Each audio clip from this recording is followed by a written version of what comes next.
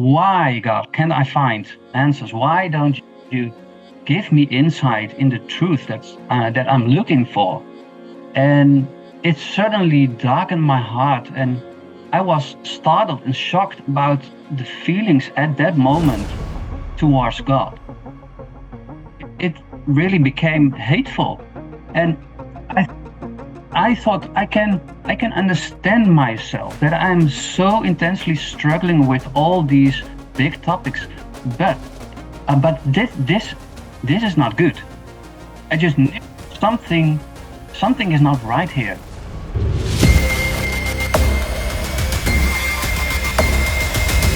Hey everybody, welcome to a LED Live that we're going to talk about a very important issue, especially with today's culture. And there's a lot of things floating around the world, all sorts of different ideas. How do you respond to truth? I had the privilege of meeting Peter and his family when I was in the Netherlands, actually, preaching at some different locations over there. And this family came to some of the meetings, and I got a chance to hear a little bit of their story, and I wanted to share it with you guys. So welcome to the show, Peter. Thank you very much, Scotty. It's a pleasure to be on the show. Pretty early in my life, I got a sense of uncertainty when I got diagnosed with a severe lymphatic cancer. I was 5 years old, and this was pretty serious, and the doctors actually didn't expect that I would be able to leave the hospital. I've been there for 4 months for an intense treatment, and you see a picture here with my triplets sisters. So I'm sitting in a bed, and I still can remember this experience when I look at the picture. Then a bit fast forward, I started doing a study in theology and philosophy, and it had to do with questions that started to pop up in my mind. I grew up in an evangelical church, so I was familiar with a lot of things from the Christian faith and from the Bible. But still, I started asking questions when I was 16, 17, a bit later on. Like what? What kind of things were popping into your mind? One of the big questions was what I hear a lot within also in evangelical churches is that God wants to build a relationship with us, and that's absolutely true. But I was wondering that if that's the case, and God wants to build a relationship with all people, because all of us are created by Him. Why do we have so many different ways of life, religions, philosophies, all over the world, with so many people involved in all those different kind of ideas and traditions?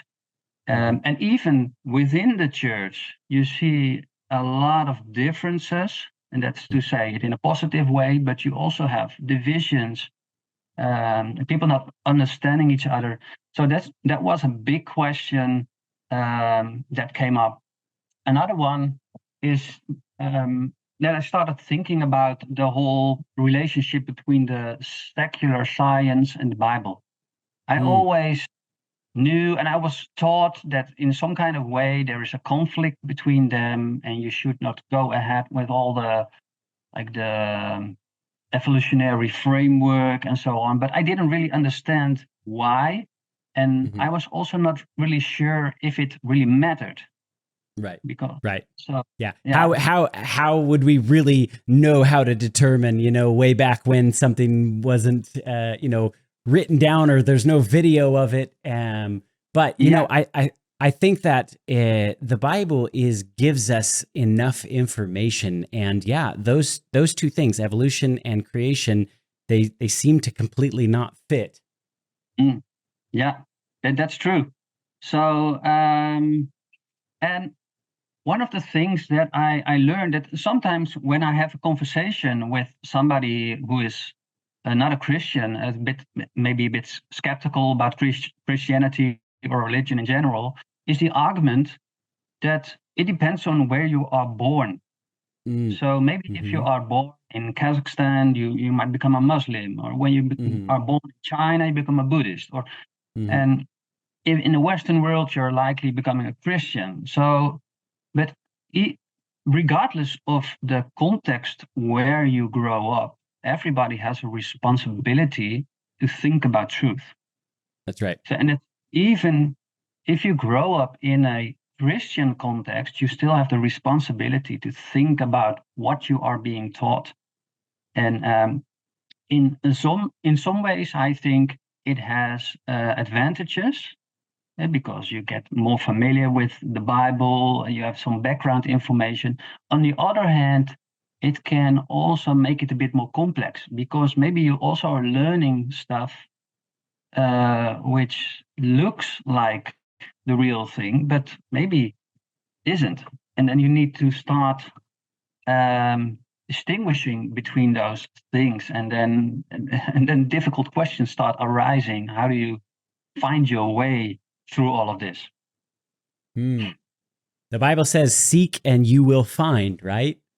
Yeah. I mean, it promises us that if you go seeking, God will direct your paths. He'll tell you to go to the right or the left. And, you know, it makes sense to me that God in his loving wisdom, that he wouldn't just leave us to our own, you know, random questioning of the universe and then there's no answers for it.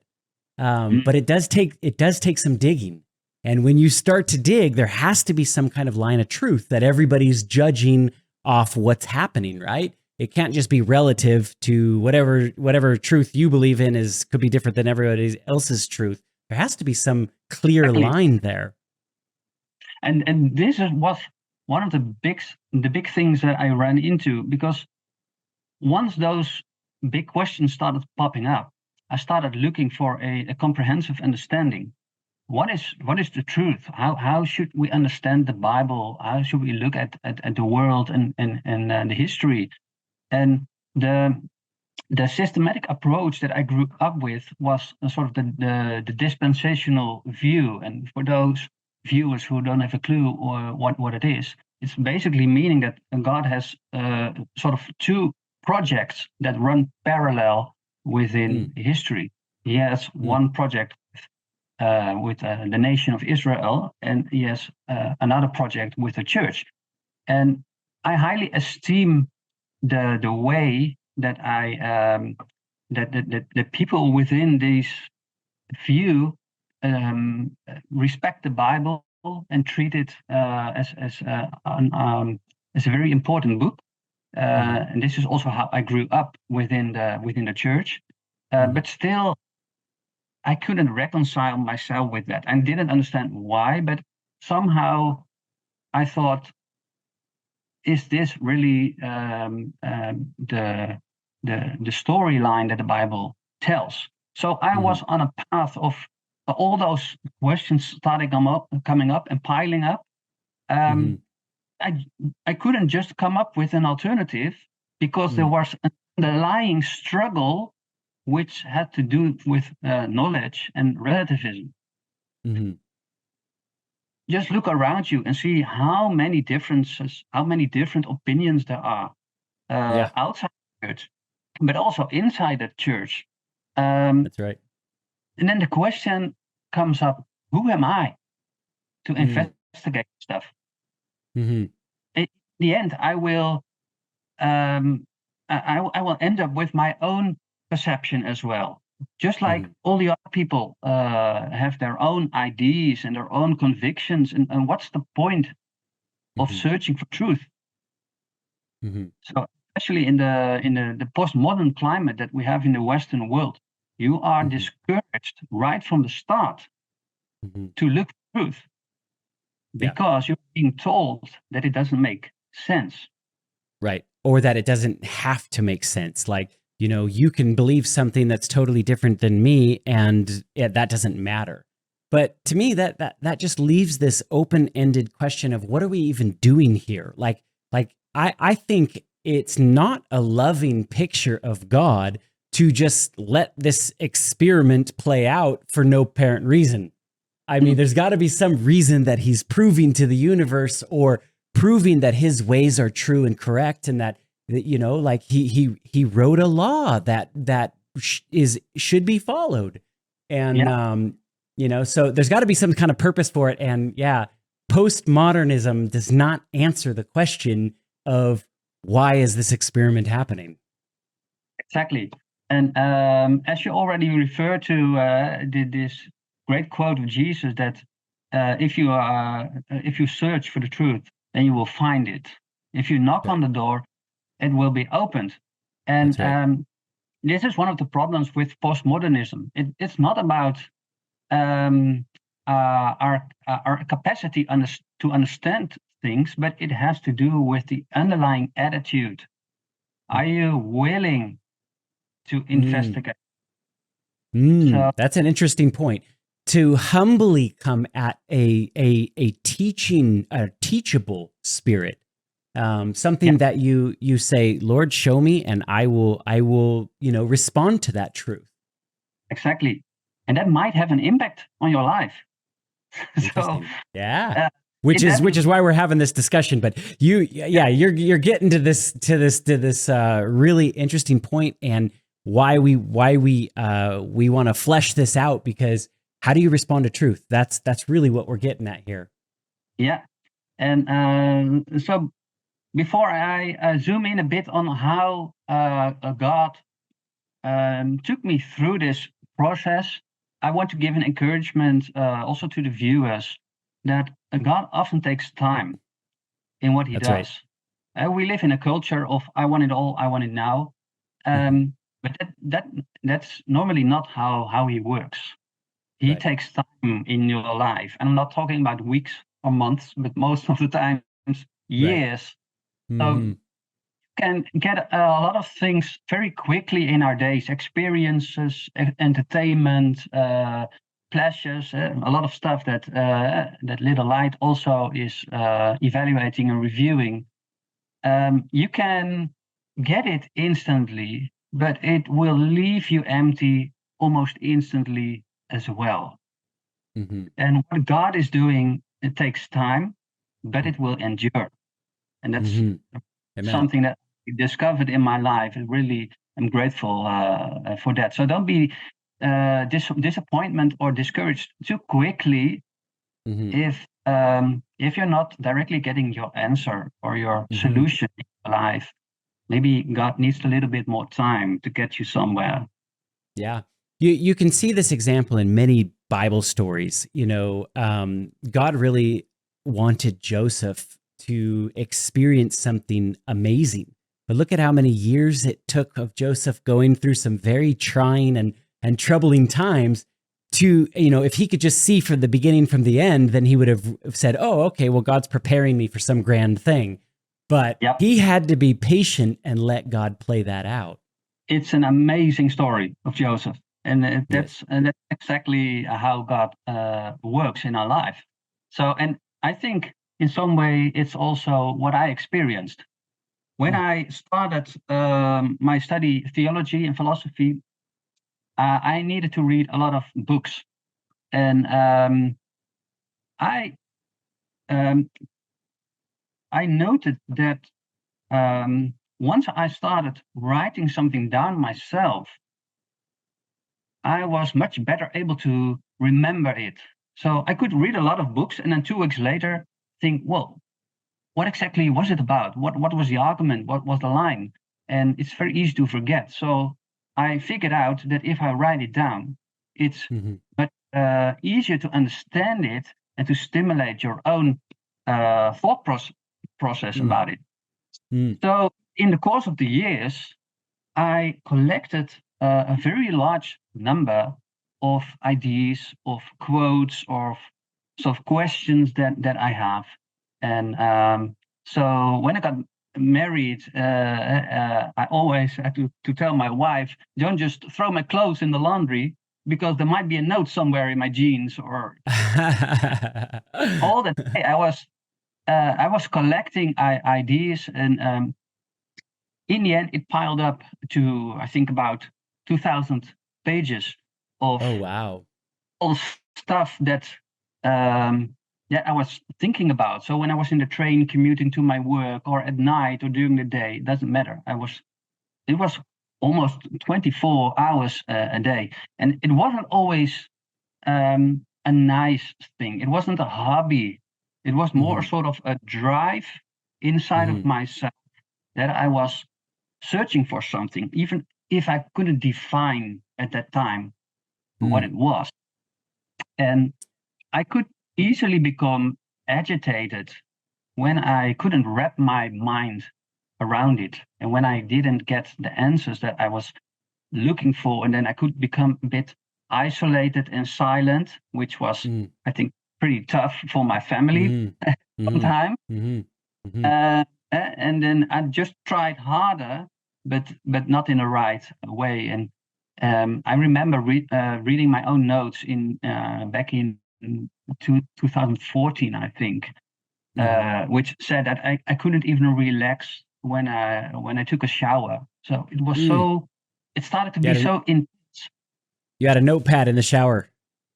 Yeah, You're you're writing in between your scrubbing. yeah, That's awesome. yeah.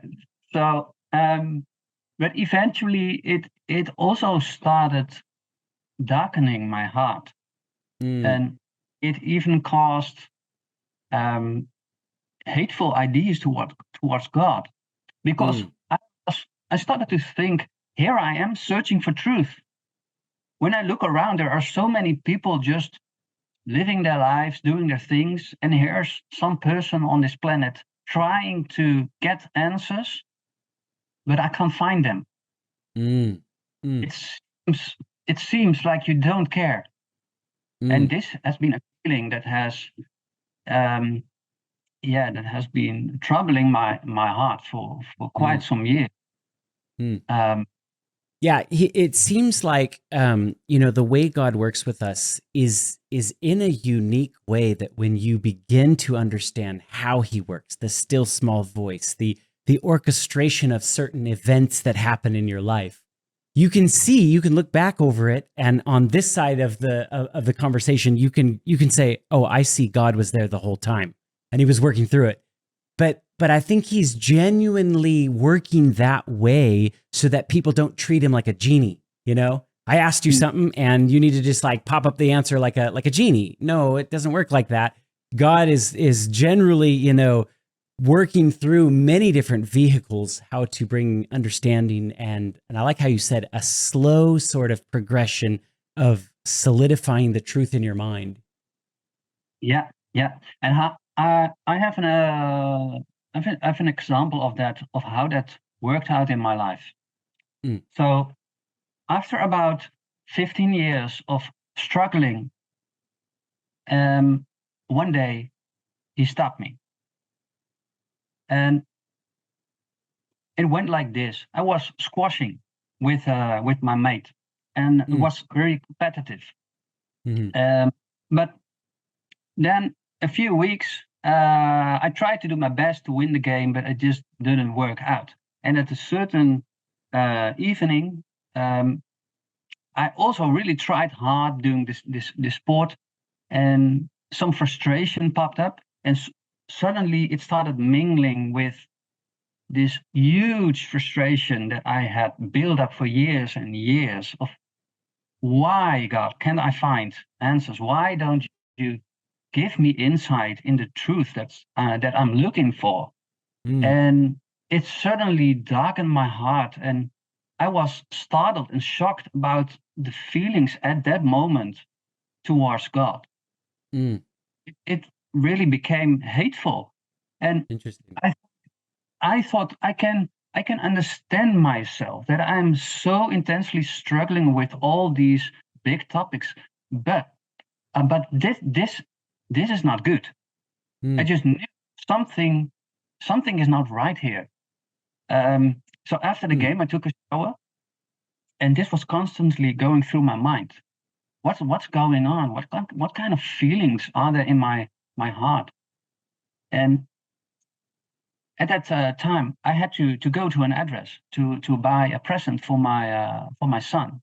So I was looking up the address where I needed to go, and it says it was the Garden of Reflection, number 6. Hmm. So for me, there was a sort of contrast between the Yeah. Garden of Eden and Mm. God, and this whole struggle of me with my own thinking power and reflection to get this answer. And so while I was driving to this place, suddenly the thought popped up: what if God would ask you to throw away everything, all your notes that you compiled so far?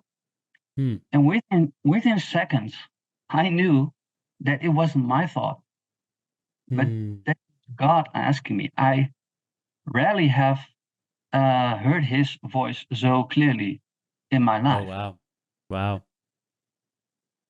So I got home and I told Agnes, my wife, well, um, God just told me I have to get rid of all this stuff that I piled up in these 15 years.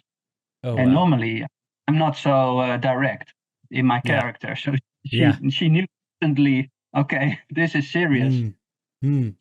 So the whole evening I was busy because I stored those notes on 1,000 places because I was Mm-hmm. so afraid of losing them. So I had them on Mm. paper, on laptops, on external drives, on cloud locations, Mm-hmm. all over Mm-hmm. the place. So I was busy the whole night deleting every single file I could find. And Wow. this was for me was a very intense experience because this was for 15 years. This was my whole life, Wow. and so the it was on a Sunday, and then and the 3 days after I was really how do you say it, blown out of the field. I was just Yeah. very emotional. Mm. Um, um, but then I know I still remember that on a Wednesday, on the third day, um, a great relief came in my heart, Wow. and it was so amazing. And I knew that God had stopped me from this road that Mm. led to a dead end. Mm. Um, this experience has increased my trust in God in a very special way. It's sort of basis in my life, so that he takes the risk to to ask me this, Mm. And you because he responded know to that it. I Yeah. did by Yeah. by his grace. I believe so. Um, and this was such an enormous relief, and I was just for weeks thereafter. I didn't had any of this frustration or ideas or feelings that I had before. It was all gone. So there was Wow. really something amazing. You know what I And think is amazing is God sometimes allows us to exhaust what we think we're doing to fix the problem, right? Elijah, he sees fire come down from heaven on the top of Mount Carmel. And the next thing you know, it's like his life's getting threatened and he goes and runs, a very long distance away. And I like how God yeah, approaches him. He's just like, "Hey, Elijah, what are you doing here?" It's like just personable, right? And I think it's beautiful that like God let you for many years. He knew you were searching. He knew what you were doing. And maybe that he yeah, needed to let you have that kind of frustration.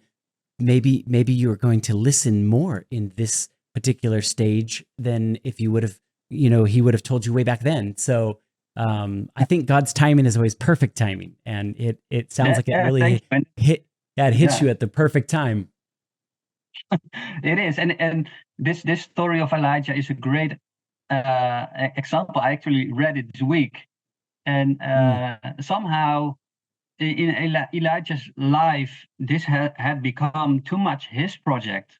He thought right. he was failing, and he was just sort of in misery, and just it was all about Yeah. himself at the moment. And then God knocked at his door and said, "Don't have all this pity with yourself. I have another Yeah. appointment for you."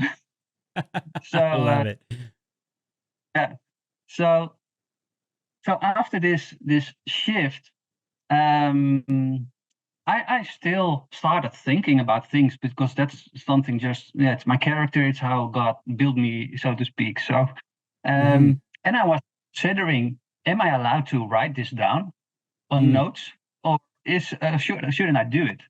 And then I started, I think maybe just one paper, um, and and then 4 weeks later, I was digging through my inbox file to clear it up a bit, and then I found one um, email that I sent to my work address, because that was one of the ways to make backups for me. hmm, And hmm, apparently, that single email was an email that I missed hmm. that night when I was When you digging. were I deleting was stuff, yeah. Hmm. And so it has some big attachments to it, with a lot of my previous like all the notes which Mm, piled up. So I suddenly still I did have my large part of everything what I collected. I sort of received it again. And my first thought was maybe I needed to get rid of it, like a few weeks before. But then mm, I experienced this peace in my mind, my mind and my heart, as if God said, "Okay, now it's fine. You can keep it." mm, mm, Um, and later on, I saw in this whole period, all the years, I was sort of controlling. I used my mind to try and control God, to try and control mm, the world around me, to understand mm, it. That mhm, lead to the dead end.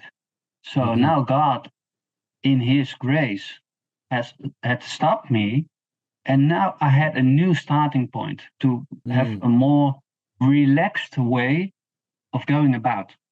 mm, So and then I sort of started with where I am now. Um, I started continuing with a book that I was working on already for a lot of years, and it had to do a lot with the mind. mm, This was a sort of theme throughout everything that I thought of in the course of the last 20 years. mm, So, and I think that in a lot of, especially Eastern philosophies, you see a lot of neutralizing your mhm, mental activity to peace. mhm. Um, but that's not what God intends us to do. That's right. He says, Um, "Come, let us reason together." He wants us thinking, right? Taste and test to exactly. see the Lord is good. Like these are things that are actively engaging us with Him. Yes. So and you also have this great command of love. Love God with all your heart, all your Hmm. soul, Hmm. and all your mind. Hmm. Hmm. And Good point. so I was thinking about this. Of course, you can explain it in a way that you say it's good to do a Bible study and then use your mind for the right thing, and that's good, of course. But I was considering, could it be even more, in the sense that God designed us Mm, to be loving creatures. mhm, So if we use our abilities in a loving way, they will function the most in a most optimal way, because that's mm, how God designed it. So could mhm, it be that our whole thinking process actually is also a sort of special way of mhm, loving others and loving whatever you think about? mhm. I know that to be true because when you think of the flood, right? The Bible mentions where the people went wrong. Every thought in their mind was evil continually. So, Mm. it was like almost the reversal of what you're talking about right here. They weren't thoughts of other people and helping and loving and being kind. They were thoughts of Yeah, how can I manipulate you and harm you to get what I want, and that was the point that God said he lamented that he had made man and was yeah, sorry because he saw how dark their foolish hearts were. exactly. So it's very important for God what's going on in our mind. That's right. And what we in the uh, when you look at the characteristics of love as described in the Bible, I think it's basically two things. One is the intention to do just. It's a lot about Hmm. doing just to God and to your neighbor. Hmm. And secondly, also that you are willing to make costs for that. So it's Mm. not just on paper, but you really want to commit yourself. You want to Hmm. you give something like time or money or to Hmm. sure that this other person or also more in an abstract way, this other subject becomes um, you show it in a way that it really is. You want to do it just. And this is something that I discovered is also um, how our mind works. Hmm. So we um, if we ask one question at a time, we can instead of just give our own quick judgment, we can really present something or somebody like it really is. And Hmm. that's the character of love. And you Hmm. also spend some time doing that. So this Hmm. undivided attention Hmm. is actually a special way of loving others. Hmm. And so this is how God designed our mind. Hmm. This how it works best in also in everyday life. In Hmm. and He wants us to use it um, in that way.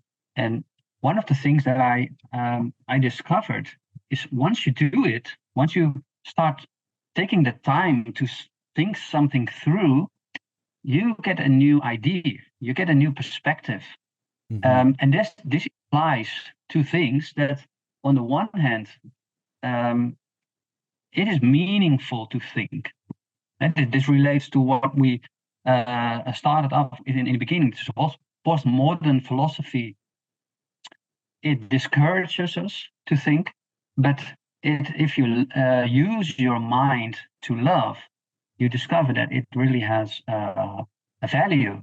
And at the same time, you also discover that your own knowledge and your own perspective is apparently limited because you discover something new that you didn't Hmm. not knew before. And so Hmm. this is um, when I look to my relationship with God, this is a very, very important Hmm.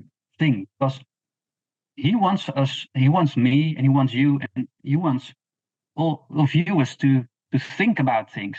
But at the same time, he knows much more than us.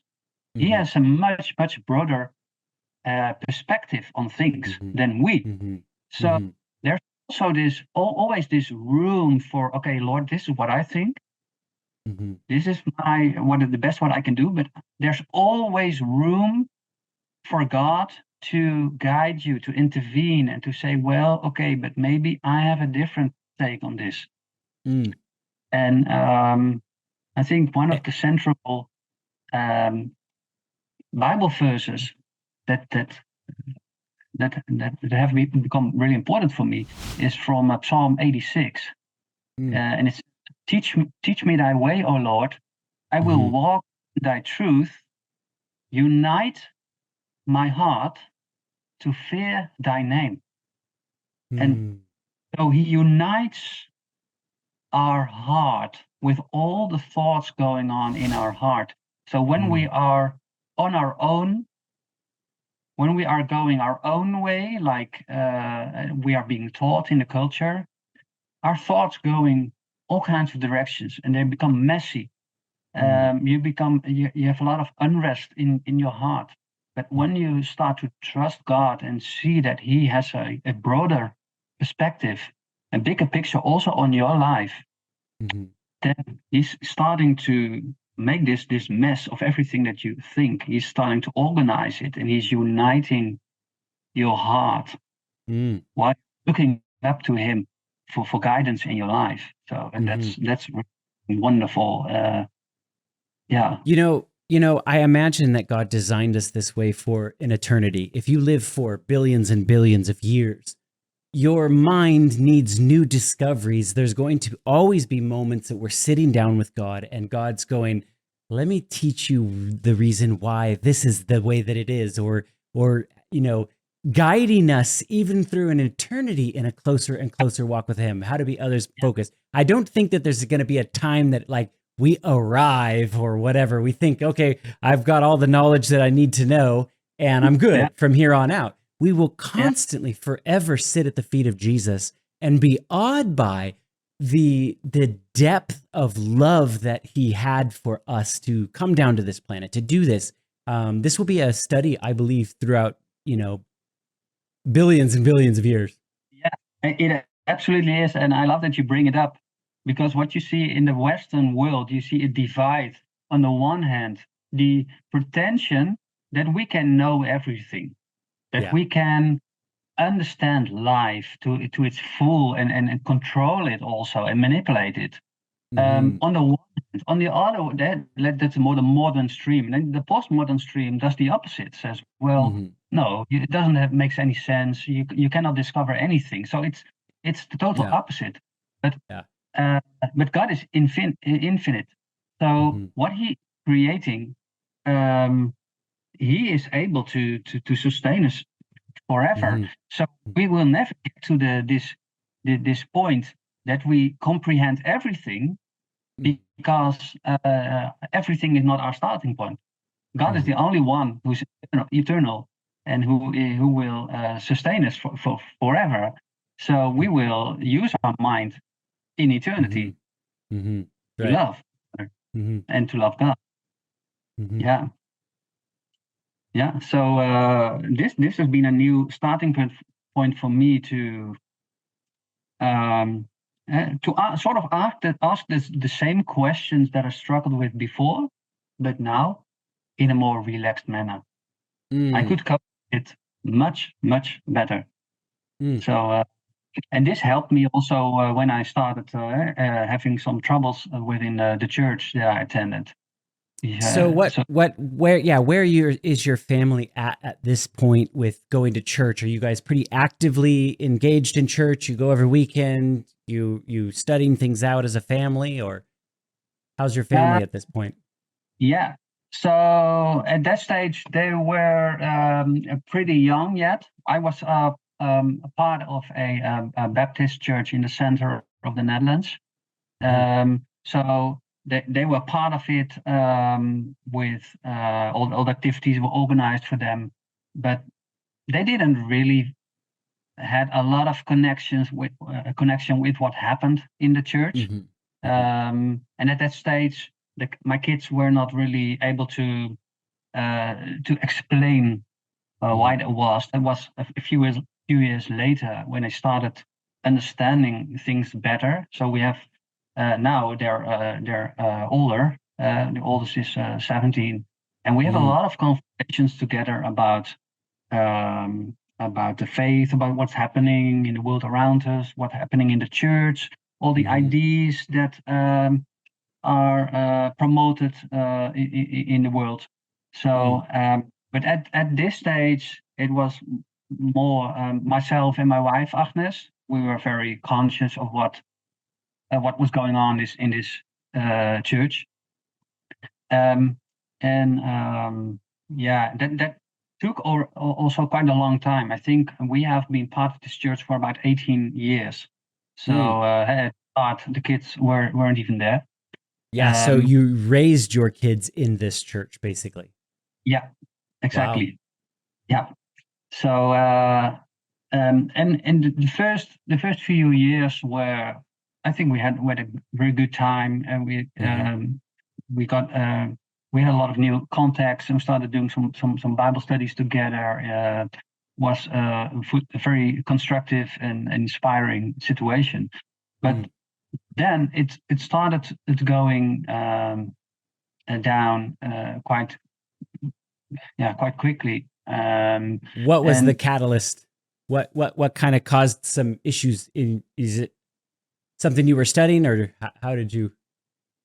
Yeah, so one of the main things was that at the point they needed a new preacher, and so they proposed one, and the whole process started. But I looked a little bit into who this person was and what he was standing for, and he was actually elevating doubt as a virtue. So Interesting. Doubt everything. So that's very cool if you can do that in his perspective. So is that a concept in philosophy? Like I know some of those early philosophers. I mean, that was kind of what they were after, right? Yeah. So doubt plays a very big role, and this is tricky because on the one hand, as we just saw, that God wants us to use our mind, and it means that you ask questions and that you can have doubts. But however, if you start with doubt and you sort of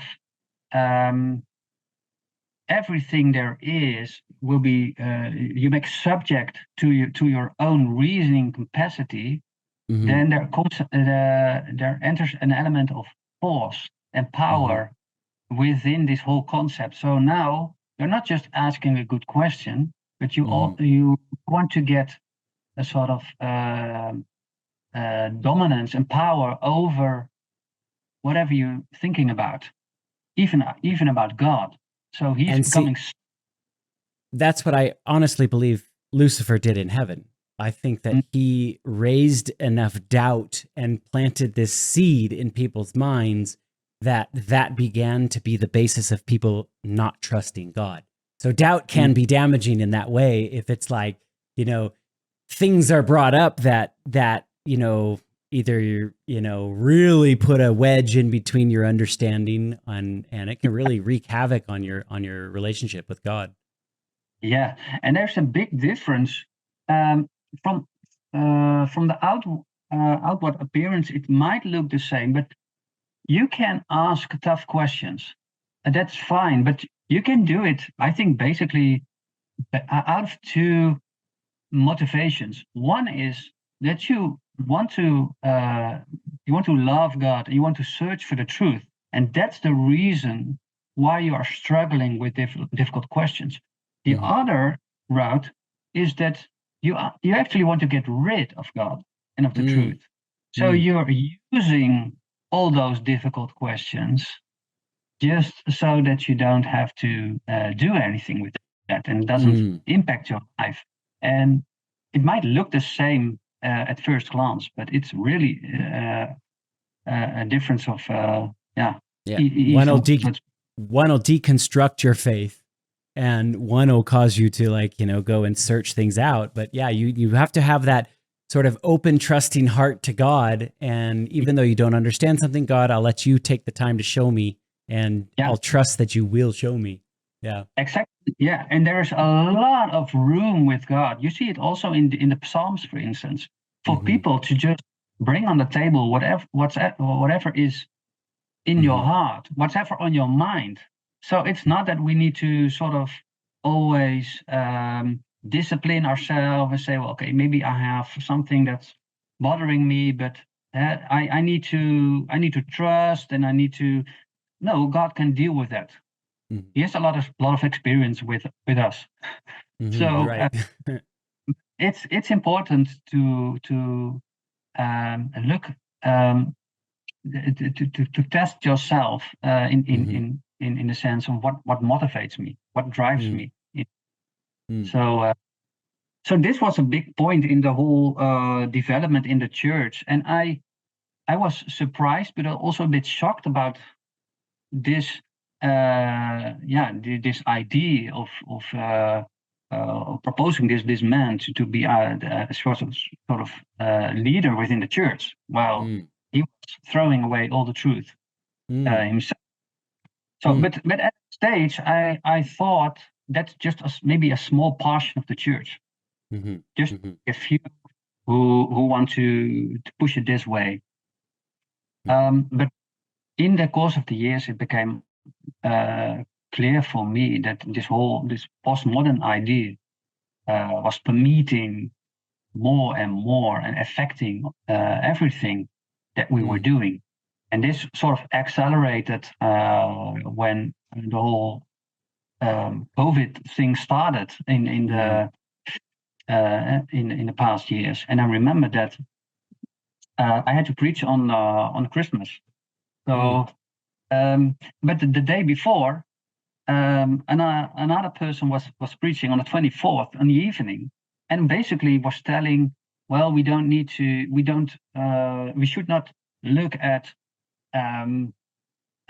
like sort of conspiracy ideas and things going on in the world. We only need to focus on what's positive and what gives a good feeling. And I knew that the story I was going to tell the morning after was quite the opposite, because I wanted to sort of present, on the one hand, the worldly way of looking at the future, that we are going to build our kingdom, we're going to make peace and safety, and we're going to do it and tackle all Second the Thessalonians, when they say peace and safety and sudden destruction come upon them like a travail upon a woman. Yeah, that's where we're headed. Is they're calling for peace and safety, and that's when the destruction will come. Yeah. So and then comparing it with the plan that God has in mind of eventually building His kingdom of peace, of course, but it's going through crisis. So it stirred up a lot of things, and I got quite some complaints of why I brought this about. What make people maybe people would be anxious or fearful or whatever. So in the end, I was not allowed to preach anymore, and it strengthened my my conviction that there is a huge difference in how we view the future. Right. Yeah. And how you view the future has a lot to do with how you view the past. Right. And what you do in the present. Like, if there's something in the future that God is bringing us through, because I don't think it is a loving picture of God if He's up there just waiting for a clock to tick away time. I mean, think of all the people that are living in life in misery, sheer misery. There's people that are engaged in human trafficking and slavery and, awful things that are even hard to speak about. Why would God wait for that unless there was something that had to happen? There has to be something that is the reason why we're going through this mess at this point. Yeah, exactly. So so that brought me to the point that I thought by myself, I think what is missing is an understanding of what it's all about. What's the bigger picture of world history? Why did God start all of this? And what is He doing? And what is our role today? And what can we expect from the future? So I see a lot of also Christians around me have all kinds of opinions about topic A or B or C, and everybody has his or her own idea about a lot of things. But the question I started asking more and more: what is the bigger picture? What is the storyline? What is it? What is it about? And and I saw that also within the church, this often is seen as a sort of secondary matter.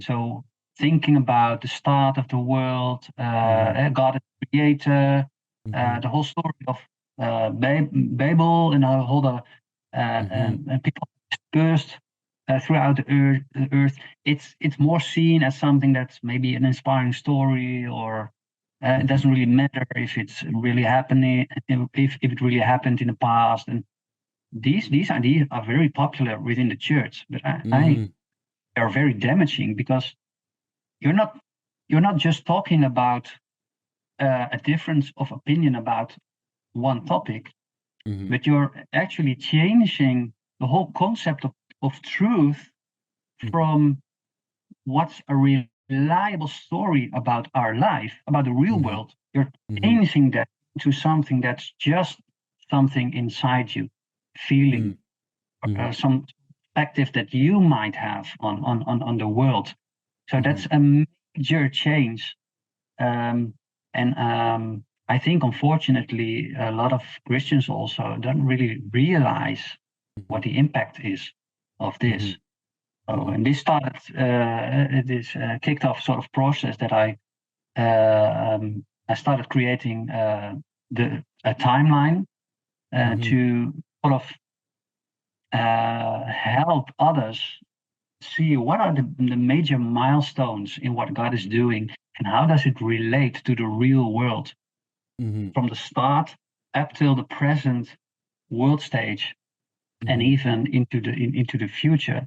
And this has been a project that my kids really started engaging in, because I saw in their life that something, they discovered something. What God is doing is not just a nice story. This is the real thing. And the more and more they started seeing it themselves as well. So I organized some Bible study series of 12 evenings at my house, and my kids were very much involved. They were looking forward to it to an extent that I didn't expect. Wow. They really loved being part of this, because they started to get a sense of this is really what it's all about.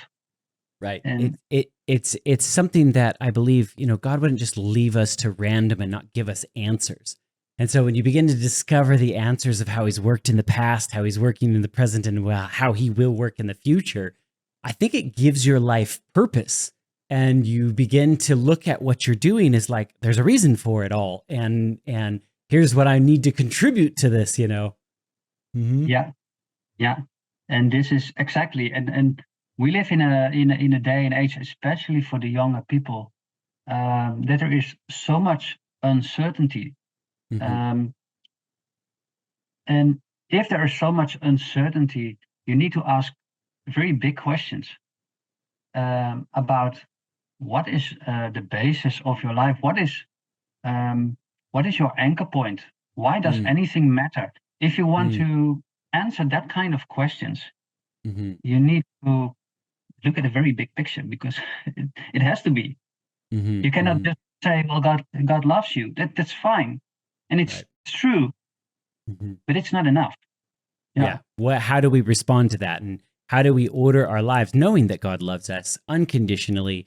And, he's worked with people in the past where he's asked them to do certain things. And if those things weren't done, there were consequences of some of those things. So does that mean for me too? Is there consequences to my actions? I mean, all those things play into, it's not just God is love and he's just going to love everybody regardless of what happens down here. It's true, he loves everybody, but he's wanting something to be done down here that is going to tell a bigger picture about who he is to the universe. Exactly. And it's vital to ask the question of what is the real story of our life. Because if you are able, with God's help, and based on the Bible, and together with all people around you can help you, if you are able to find answer, you also know why you are there yourself, why it matters what you do, what you think, what your role is in this whole epic that God has started and will complete. So so you started asking these questions, and this is coming to the surface during your Bible study here. Yeah. So it's I had this opportunity to do this with some of the people at my house, but that's of course quite limited. So that's why I started a YouTube series as well, because I thought, well, this is something that needs to get out there. It is this people need to know this. They need to be able to think about this, at least to hear what God is doing throughout all the ages, why He started, how it developed, how.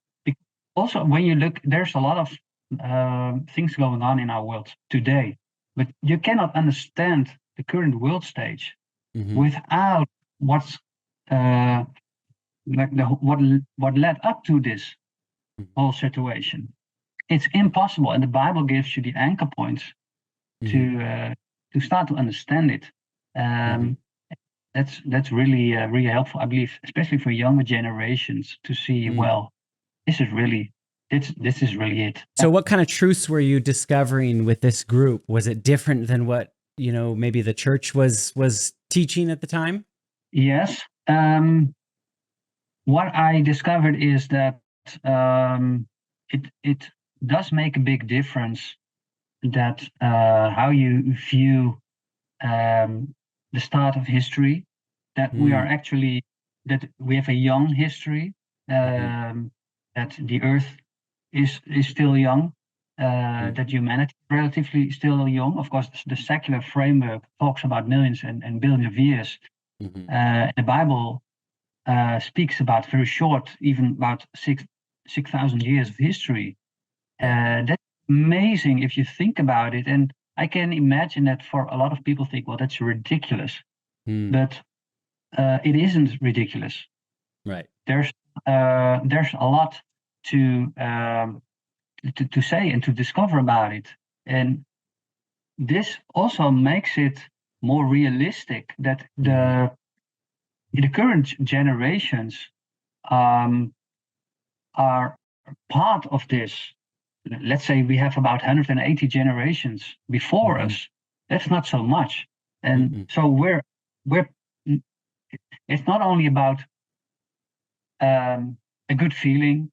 It's not about an abstract idea of, well, maybe it's good to do in your life, but it's understanding that you are part of this history that God is working out. And so that was this, I think, makes a big change, and it has a lot of when you start reasoning about it, it has a lot of effects. And one of the things also about God is the creator.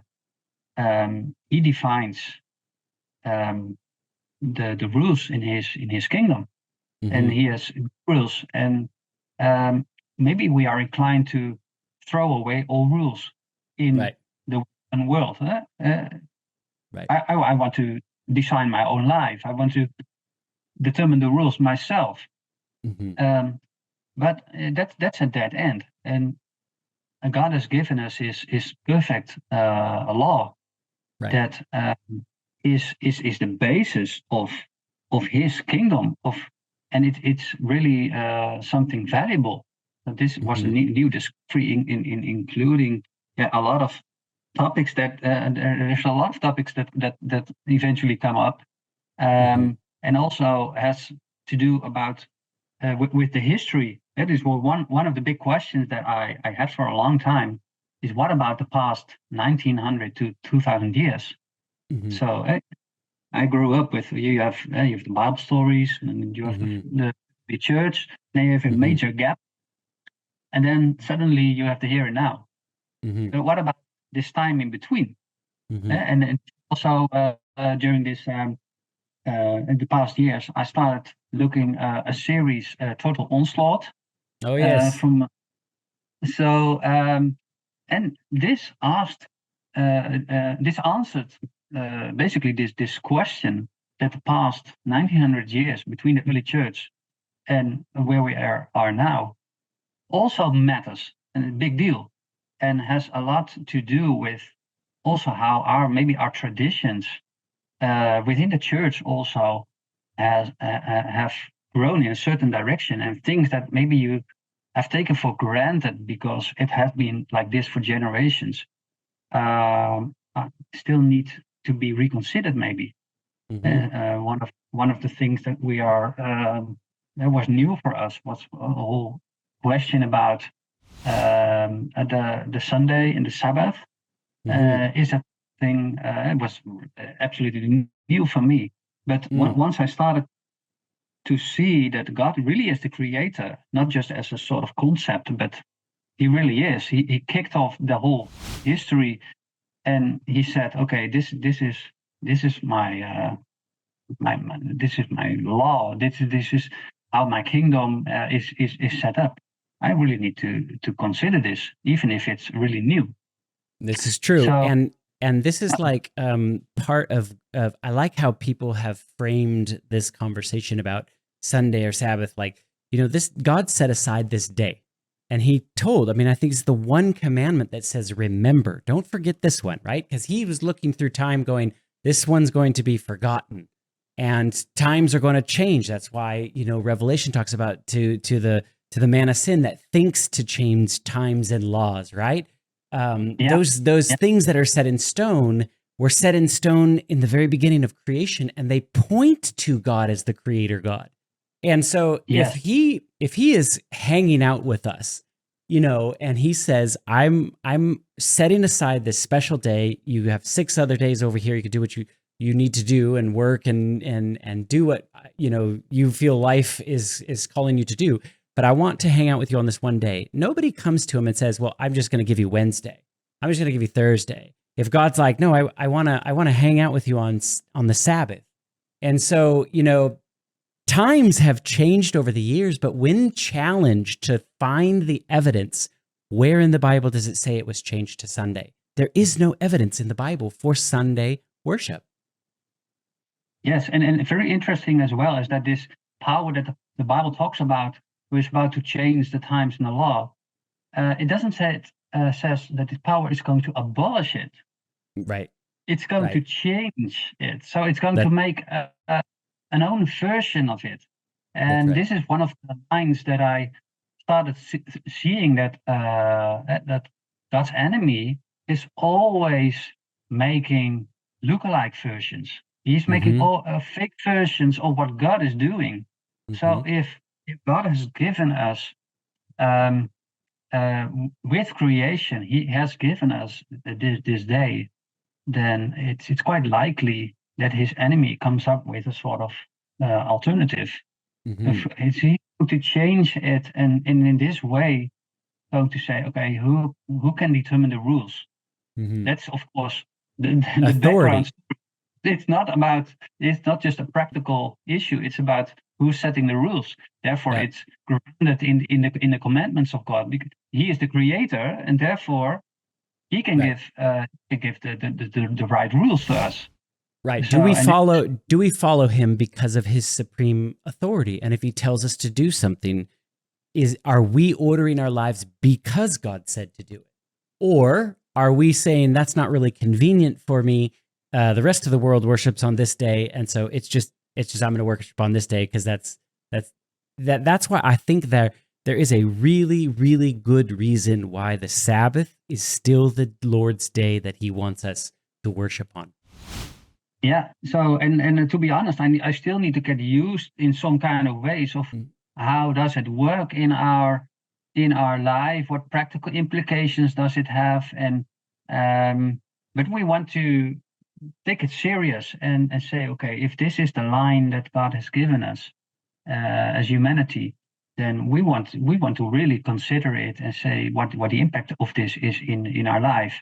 And then this will maybe even in the upcoming years, it will become even more clear that there is this contrast about who do you follow, who do you acknowledge, who do you ultimately trust your life to. Yes, this is true. I believe with all my heart that we are gearing up for the last struggle between good and evil. And a lot of people think, the Antichrist, it's going to be this very easy to spot thing. It's going to be opposite of God. And you're going to recognize it real quick because it's a devil that's wearing a red cape and a pitchfork.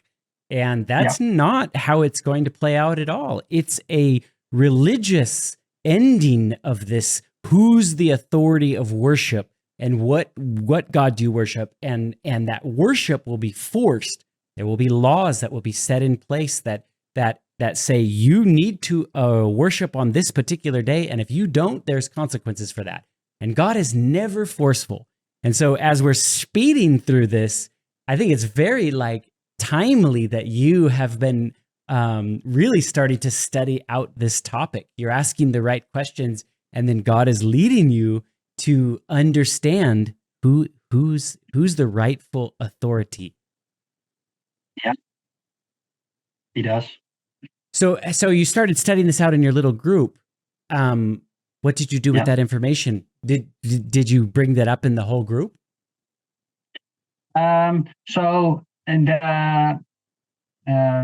we already before we started this group at my home, we already departed from the church, the Baptist church where we were, because there was too much of a conflict there between how they dealt with truth. And the current group that I had at my house was a very mixed group, because I did it on my own initiative. So it was just whoever wants to come can. So it was interesting to see all the different ways people interacted and responded to this. And you see that it takes some time, because it's so different in a lot of ways compared to, I think, what you could say is more the mainstream conservative Protestant evangelical way of thinking about these things. So for some of them, I have in-depth conversations with still, and they're really thinking this through and trying to find what does it mean in my life. Others, maybe it will take some more time. I'm not sure in all cases, but there's definitely something that's started. You start thinking about these issues, and once you sort of open up the door, you discover a lot of things. You start asking a lot of good questions.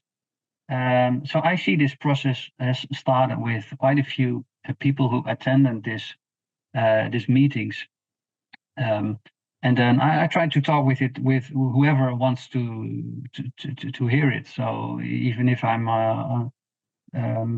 talking with my colleagues who are not a Christian, but maybe some of them are interested.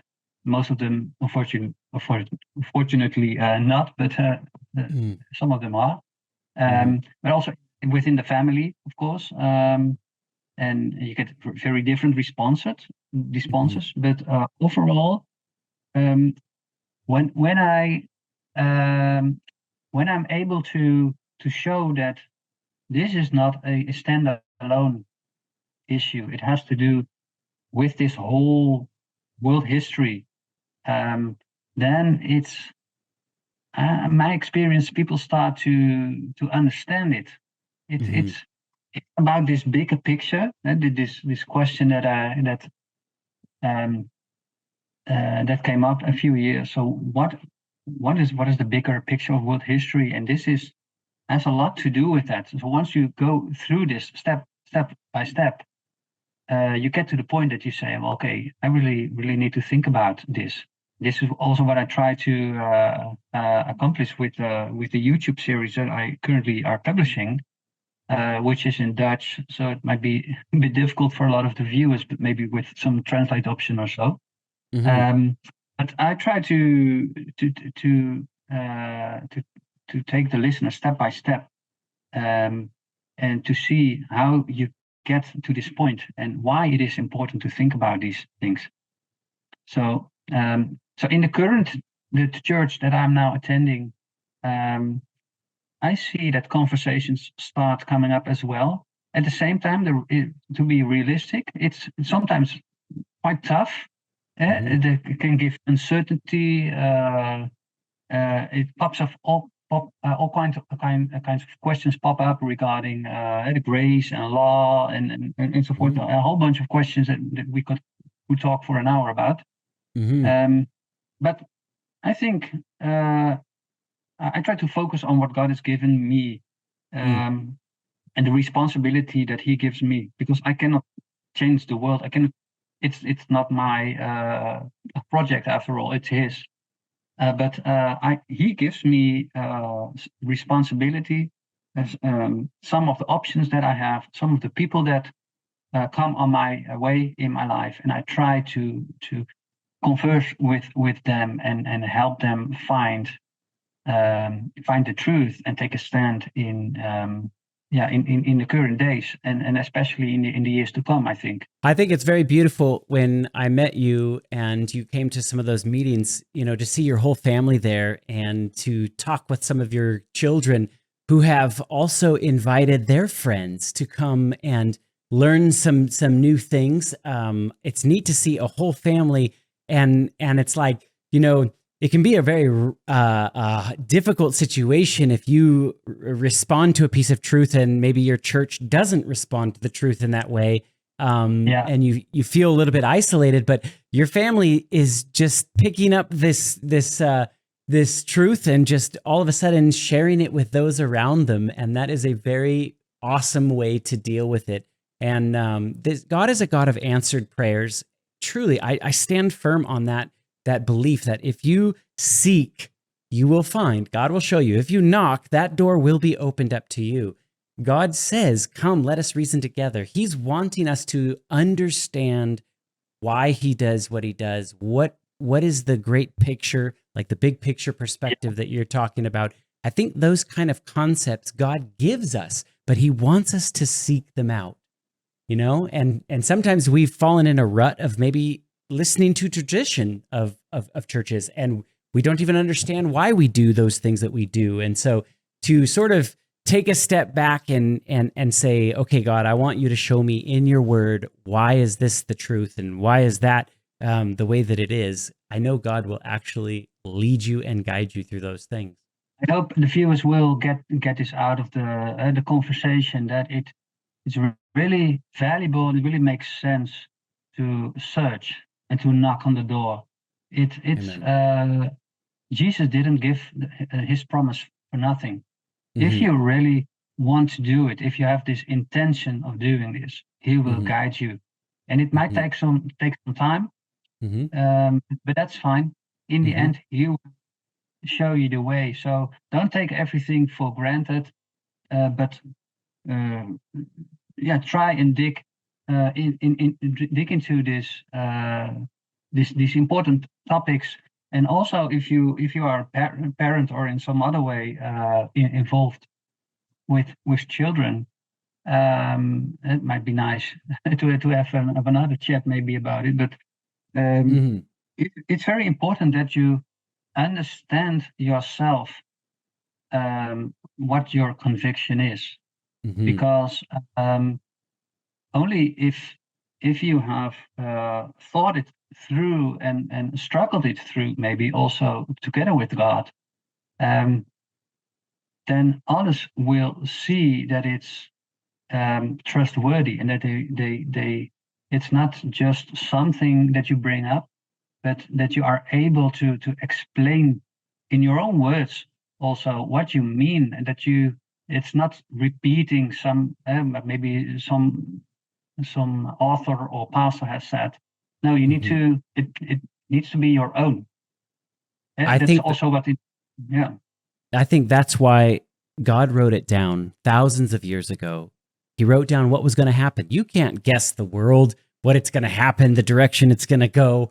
And prophecy was there to really teach us how to trust in God. He tells us exactly what's going to happen. He's given us lots of information, but it's our job to dig through that, to ask for the understanding, to allow God to bubble those truths to the surface, and to yeah, ask for the Holy Spirit to make sense of what we're reading, right? He's the one. Spiritual things are spiritually discerned because God's the one that's telling you what those things mean. And so yeah. when you're actively engaged in seeking for truth and asking God for wisdom and understanding, he will direct your paths. I believe it. Peter, thank you for blessing us with the story of your journey of truth. and what you did to respond to that. And for all of our viewers at home, I hope that you guys will take a lesson from today's discussion and, learn to trust God. Learn to put him to the test. Learn to ask him to show you what those truths are from his word. And you will be amazed at how God directs your paths, and be able to humbly accept, even if some of those things are very different than maybe what you grew up to believe. If you're really asking for God to show you what is the truth of this thing, I don't believe that he will ignore you, and you will be amazed at how many times he will answer your prayers. So, Peter, thank you. I look forward to the next time we talk and to hear more from you. But this was a great beginning of the backstory of your family, and thank you for taking the time and chatting with us. It's my pleasure, Scotty, and I wish blessings for all of the viewers as well. May God guide you on the road. Awesome. We'll put a link to Peter's ministry in the discussion or in the description below. Keep him in your prayers as well. Keep us in your prayers. Thank you for watching this video. Like and subscribe to our channel. And if you feel that this would be beneficial to somebody, an easy way to enter into ministry is just copy this link and send it to somebody that you think would be blessed. Thank you for watching. We'll see you next week.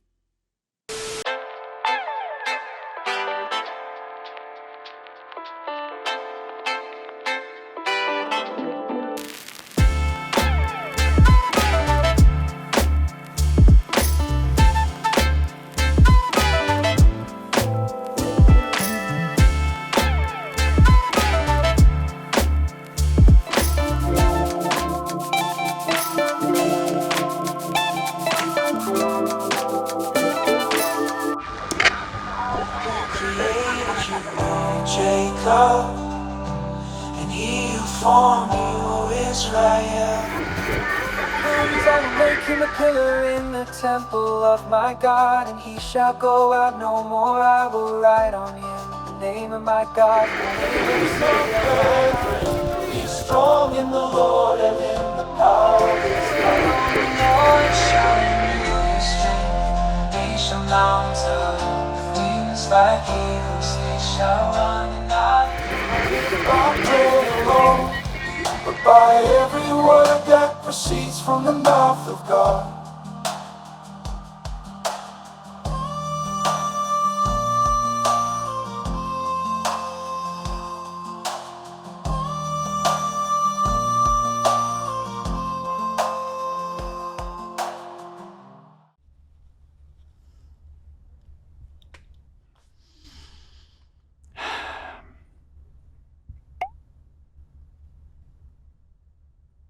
I'm sorry, do we know each other? It seems like maybe we've met before. I don't know. This is, it's awkward though, just as much for me as it is for you. I really wish I had a conversation starter. Oh, hey. Oh, what's on my shirt? Yeah, this is the story of the three angels message from Revelation 14. Wow, that totally worked.